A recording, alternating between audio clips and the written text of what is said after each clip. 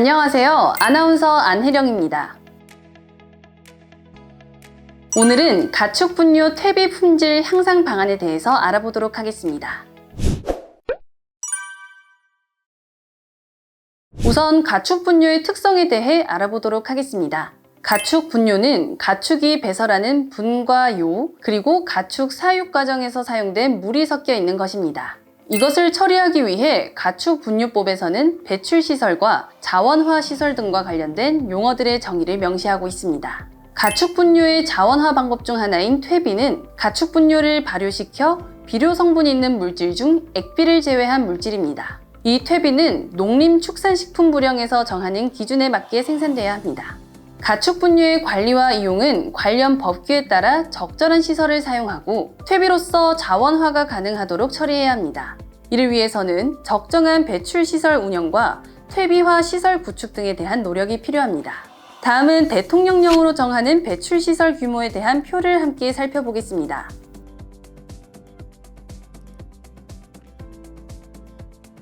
이번에는 처리시설 설치 기준에 대해 알아보도록 하겠습니다.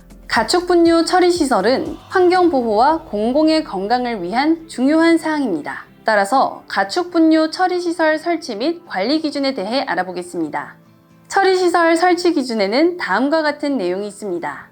가축 분뇨 및 퇴비, 액비 보관 시에는 비가림 시설이나 유출 방지턱 등 필요한 설비를 설치하여 빗물이나 지표수로 유출되지 않도록 해야 합니다.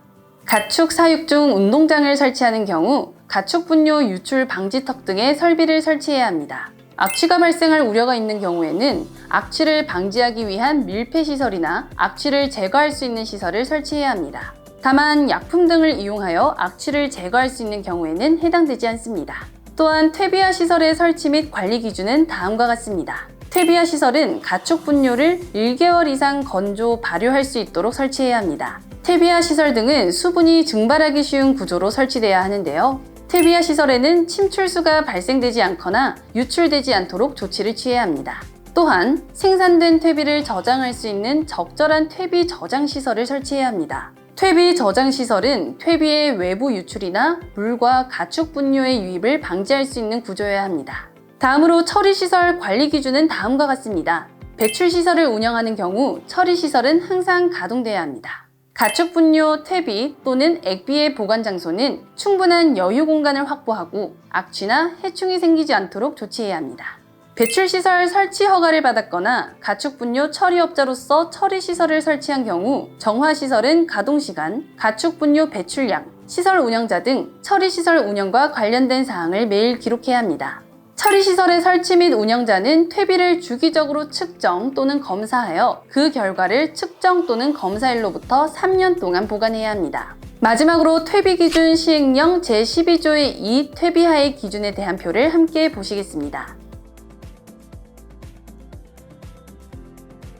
다음은 가축 분뇨와 그 특성, 그리고 축종별 배설량 기준에 대해 알아보겠습니다. 먼저 우리는 축종별 가축 분뇨 배설량 기준에 대해 알아보겠습니다. 환경부에서는 2022년 8월 4일에 공고한 정보에 따르면 젖소, 한우, 돼지, 닭을 포함한 10가지 축종에 대한 가축 분뇨 배설량이 제시되어 있습니다. 이 정보는 농가에서 가축 분뇨 처리 및 퇴비화 시설을 설계하고 운영하는 데 기본 자료로 활용되는데요. 예를 들어 돼지의 배설량은 이전에 하루 한두당 5.1kg에서 4.73kg으로 감소하여 현장에서 활발하게 활용되고 있습니다. 다음으로 우리는 각 축종의 가축 분뇨 특성에 대해 알아보겠습니다. 각 축종의 분뇨는 화학적으로 다를 수 있으며 이를 이해하는 것이 중요한데요. 예를 들어 한우와 젖소의 뇨에는 칼륨 산화물 함량이 높고 질소 성분은 돼지 분뇨와 개 분에서 높은 특성을 가질 수 있습니다. 가축 분뇨는 가축이 사료를 소화하기 전에 배설하는 것으로 호기성 미생물들에게 매우 유리한 조건을 제공합니다. 따라서 이러한 조건 아래에서 자연스럽게 퇴비화와 수분 증발이 일어날 수 있다는 점이 매우 중요합니다. 퇴비화는 일반적으로 유기물이 미생물에 의해 분해되고 안정화되는 과정을 의미하는데요. 이 과정에서 최종 생성 물질은 환경에 해를 끼치지 않아야 하며 토양에 사용이 가능해야 하고 부식된 부식토의 상태의 물질로 변화해야 합니다. 이러한 과정은 생물학적 처리라고도 하며 고체 폐기물의 유기 성분을 인위적 조건 하에서 연속적으로 생물학적 처리하는 것입니다. 유기물은 미생물에 의해 완전히 분해되면 이산화탄소, 물 및 무기물로 변환됩니다. 미생물의 저항성을 가지는 유기물과 분해 과정 중에 새롭게 생성된 물질은 부식물로 남게 되며 이 과정을 부숙화라고 합니다. 부숙화가 완료되는 단계를 완숙이라고 합니다. 다음으로 퇴비 제조의 목적에 대해서 알아보겠습니다. 퇴비 제조의 목적은 농경지에서 안전하게 작물을 생산하기 위해 필요한 농자재 중 하나인 퇴비를 만드는 것입니다. 질 좋은 퇴비를 사용하면 토양의 물리적, 화학적, 그리고 미생물학적 특성을 개선하여 작물이 생장하기 좋은 환경을 조성할 수 있습니다. 이러한 목적을 달성하기 위해서 다음과 같은 이유로 양질의 퇴비를 제조하고 사용합니다. 첫째, CM 비율을 20 전후로 조절하여 토양에서 급격한 분해와 작물의 질소 기하를 방지합니다. 둘째, 유기물 내에 포함된 유해 성분을 미리 분해하여 작물의 성장을 방해하지 않습니다. 셋째, 유기물 중에 있는 유해 해충과 잡초의 종자를 고온에 의해 제거합니다. 넷째, 오물감을 제거하여 취급이 용이하고 안전하게 사용할 수 있습니다.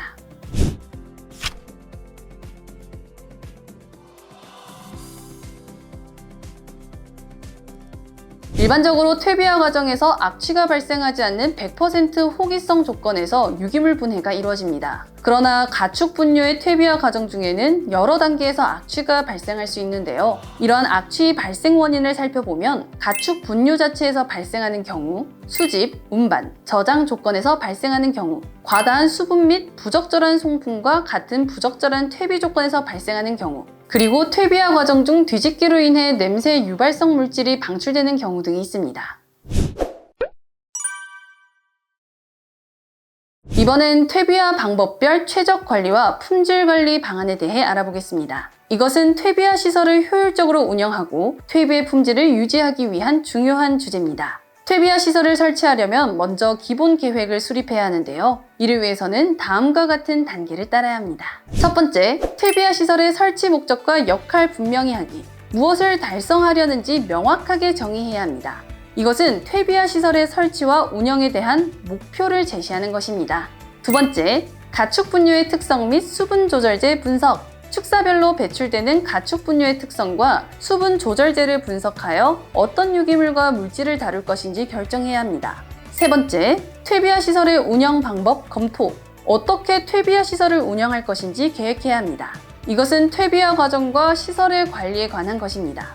네 번째, 경종 농가와 협력 체계 검토. 최종적으로 생산된 퇴비를 어떻게 경종 농가와 협력하여 활용할 것인지 계획해야 합니다. 이러한 순서를 따라 퇴비화 시설을 설치하고 관리하면 퇴비 생산과 활용에 있어서 효율성과 품질을 향상시킬 수 있습니다. 다음으로 퇴비화 작업 공정에 대해서 알아보겠습니다. 첫 번째, 퇴비화를 위한 전처리.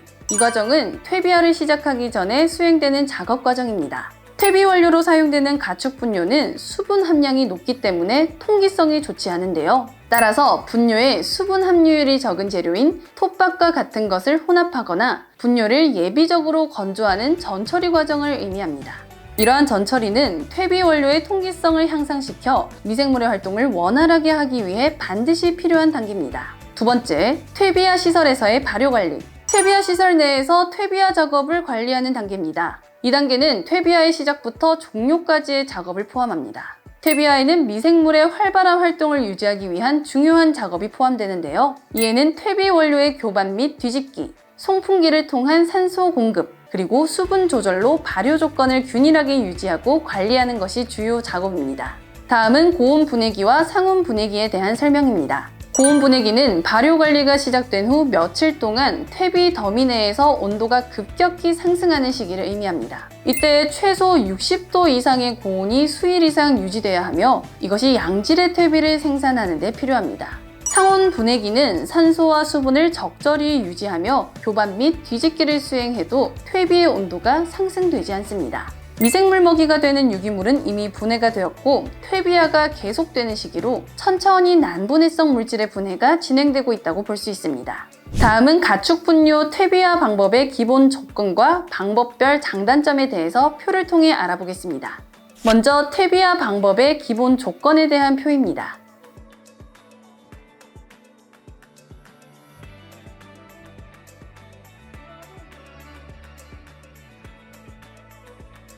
다음은 퇴비화 방법별 장단점에 대한 표입니다.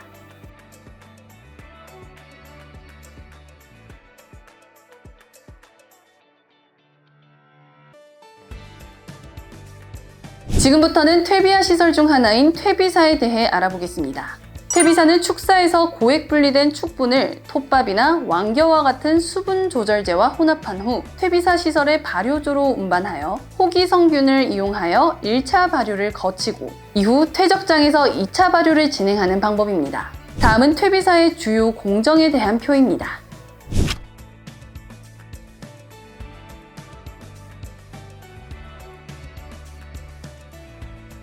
이번에는 퇴비사의 구조와 규격에 대해 살펴보겠습니다. 퇴비사는 퇴비화를 진행하기 위한 시설로 다양한 요소를 고려하여 설계되어야 하는데요. 퇴비사의 구조 및 규격을 정의하기 위한 몇 가지 중요한 사항이 있습니다. 첫 번째, 퇴비사에는 지붕을 설치하여 우수가 들어오지 않도록 해야 하며 물이 스며들지 않도록 조치해야 합니다. 두 번째, 퇴비사 시설 내에는 발효조와 퇴적장 사이에 방지턱 또는 배수홈을 설치하여 적절한 유입 및 배수를 관리해야 합니다.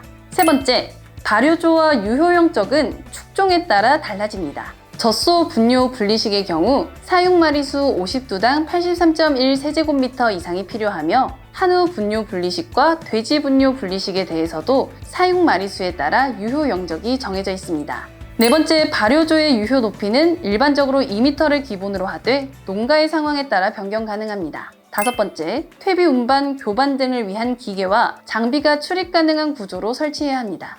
이제 퇴비사 운영 단계에 대해 알아보겠습니다. 퇴비사를 효과적으로 운영하려면 몇 가지 중요한 단계를 따라야 합니다. 첫 번째, 축분, 즉 가축 분뇨를 수분 조절제인 톱밥, 왕겨 등과 혼합하여 함수율을 약 70% 정도로 조절합니다. 이렇게 수분을 조절하여 퇴비의 형성과 발효 과정을 원활히 진행할 수 있습니다. 두 번째, 전체적으로 고른 퇴비화를 위해 발효 중에 축분을 골고루 혼합합니다. 이는 퇴비의 품질과 안전성을 유지하는 데 중요한 요소입니다. 세 번째, 발효조에서는 약 60일 정도 발효를 진행한 후 퇴적장에서 추가적으로 30에서 60일 정도 2차 발효를 실시합니다. 이러한 단계를 거치면 퇴비가 안전하게 형성되고 퇴비의 품질이 향상됩니다.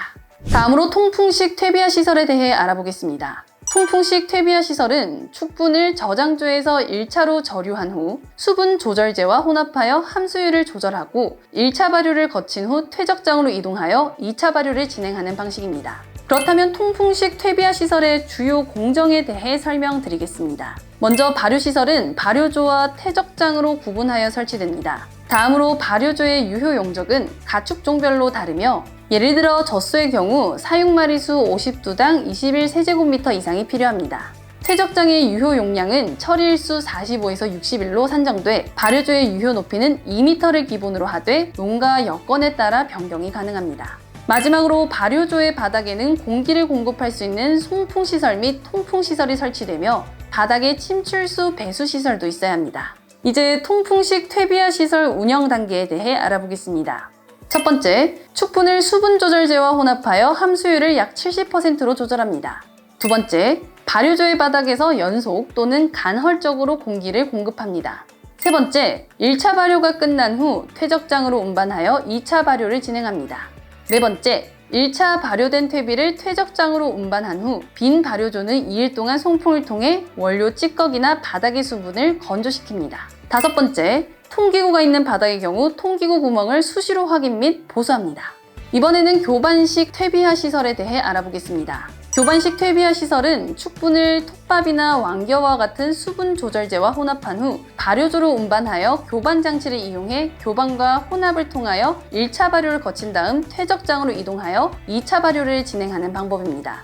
교반식 퇴비화 시설의 주요 공정은 다음과 같습니다. 첫 번째, 발효조의 유효 용적은 가축종별로 다릅니다. 예를 들어 돼지 분뇨 분리식의 경우 사육마리수 1000두당 31.6세제곱미터 이상의 설치가 필요합니다. 두 번째, 발효조의 유효 높이는 교반기의 종류에 따라 다르며 1.3에서 3m 이상으로 조절 가능합니다. 세 번째, 발효조의 바닥에는 공기를 공급할 수 있는 송풍시설, 통풍시설 및 침출수 배수시설이 설치되어야 합니다. 네 번째, 발효조 내에서 혼합, 운반, 적재 등이 가능한 시설 또는 장비가 설치되어야 합니다. 다섯 번째, 발효조 내용물을 교반하고 혼합할 수 있는 시설 및 장비가 필요합니다. 여섯 번째, 발효조는 부지 여건에 따라 지상식, 반지하식, 지하식으로 설치가 가능합니다. 일곱 번째, 발효시설은 발효조와 퇴적장으로 나뉘어 설치해야 합니다.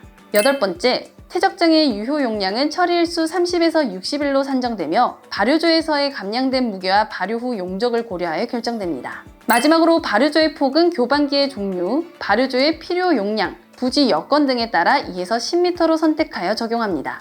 이제 교반식 퇴비화 시설 운영 단계에 대해 알아보겠습니다. 교반식 퇴비화 시설을 효과적으로 운영하려면 몇 가지 중요한 단계를 따라야 합니다. 첫 번째로 축분을 수분 조절제와 혼합하여 함수율을 약 70%로 조절합니다. 두 번째, 발효조에 투입한 후 발효조의 바닥에서 연속 또는 간헐적으로 공기를 공급합니다. 세 번째, 발효조 내용물은 교반 및 혼합을 위한 기계를 이용하여 1일에 1에서 2회 정도 교반 혼합을 진행합니다. 네 번째, 1차 발효가 끝난 후 퇴적장으로 운반하여 2차 발효를 30에서 60일 동안 진행합니다. 다음은 젖소 및 한우 농가에서 퇴비사 시설의 운영과 문제점, 그리고 농가별 특징에 대해 알아보겠습니다. 먼저 퇴비사 시설 운영의 문제점에 대해 말씀드리겠습니다. 일부 농가는 퇴비화 시설의 지붕을 햇빛 비투과성 재질로 설치하는데 이는 퇴비화 과정에 해를 끼칠 수 있으며 다른 농가들은 퇴비화 시설 주변을 가로막아 공기의 흐름을 막는 경우가 있어 이 역시 퇴비화의 효율을 떨어뜨릴 수 있습니다.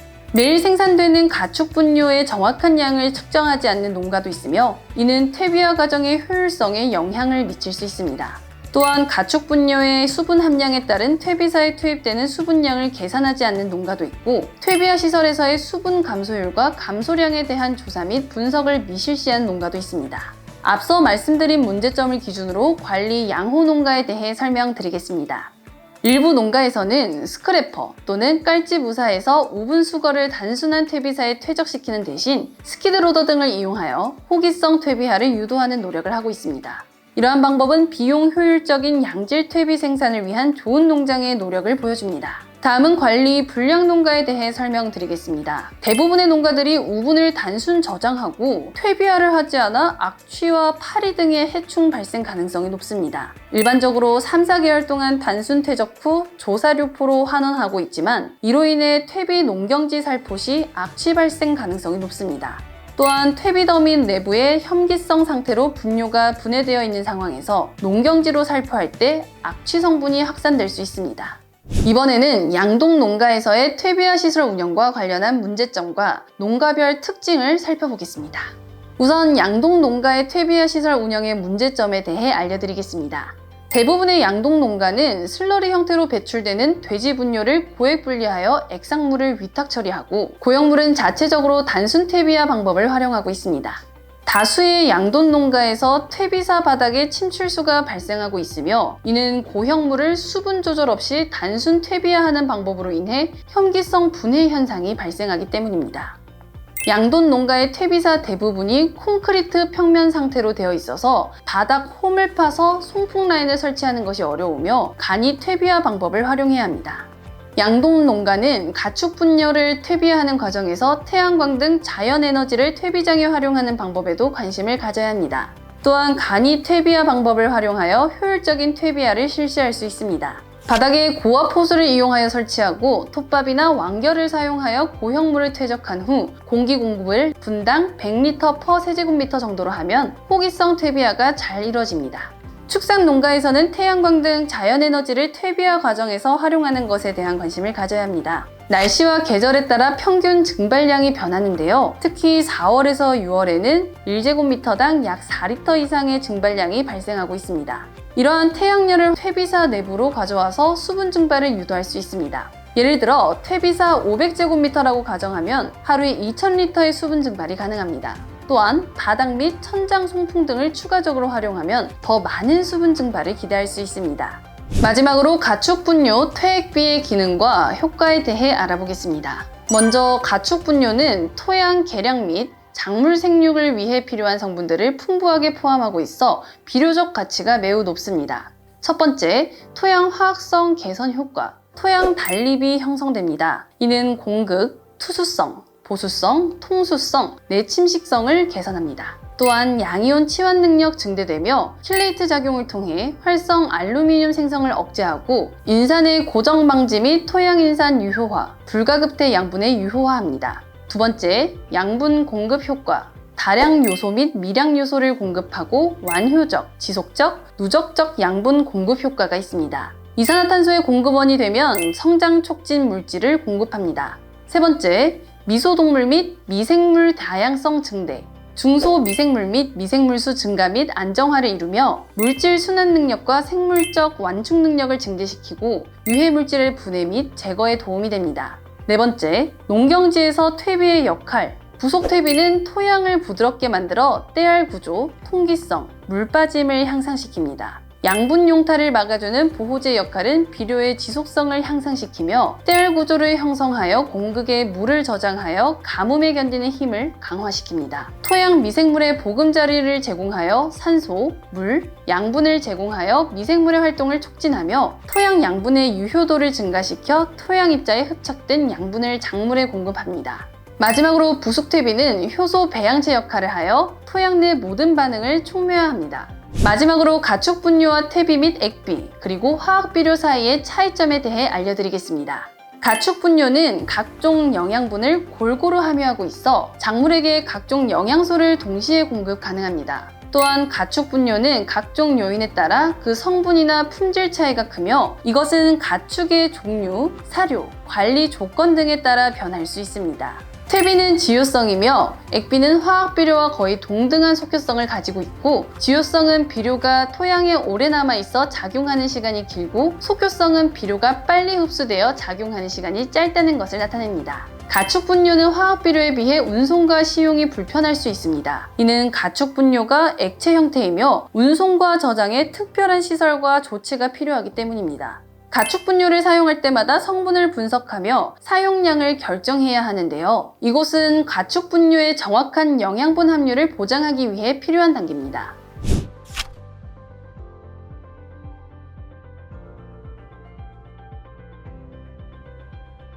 이번 시간을 통해 가축 분뇨의 퇴비 품질의 향상 방안에 대한 핵심 내용을 배우셨습니다. 가축 분뇨는 농업 분야에서 중요한 자원으로 활용될 수 있으며 그 효과를 극대화하기 위해서는 적절한 퇴비화와 품질 관리가 필수적입니다.